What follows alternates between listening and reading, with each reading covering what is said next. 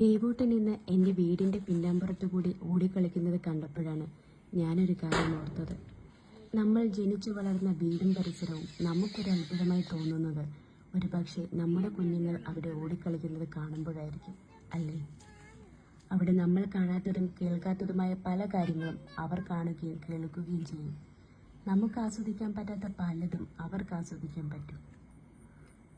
ഇന്ന് വൈകുന്നേരം കണ്ട കാഴ്ചകളും കേട്ട ശബ്ദങ്ങളും കോർത്തിണക്കി ഓരോരോ പുതിയ കഥകളും വിശേഷങ്ങളും പറഞ്ഞതിന് ശേഷമാണ് കുഞ്ഞുറങ്ങിയത് തന്നെ. അവൻ്റെ ആകാംക്ഷ നിറഞ്ഞ സംസാരം കേട്ടപ്പോൾ എനിക്കും വളരെ സന്തോഷമായി. അവൻ്റെ കുഞ്ഞു മനസ്സിൻ്റെ സന്തോഷം അത്രമാത്രമായിരുന്നു. നമ്മുടെ കുട്ടികൾക്ക് നമുക്ക് നൽകാൻ കഴിയുന്ന ഏറ്റവും വലിയ കാര്യമാണ് സമയം. അവൻ കണ്ട കാഴ്ചകൾ ഓരോന്നും ഫോണിലേക്ക് പകർത്തിയപ്പോഴും എനിക്കറിയാമായിരുന്നു അവൻ്റെ ഏറ്റവും മനോഹരമായ നിമിഷങ്ങളിൽ ഒന്നാണിതെന്ന്. ഇങ്ങനെ ചെറിയ ചെറിയ വീഡിയോകൾ ഞാൻ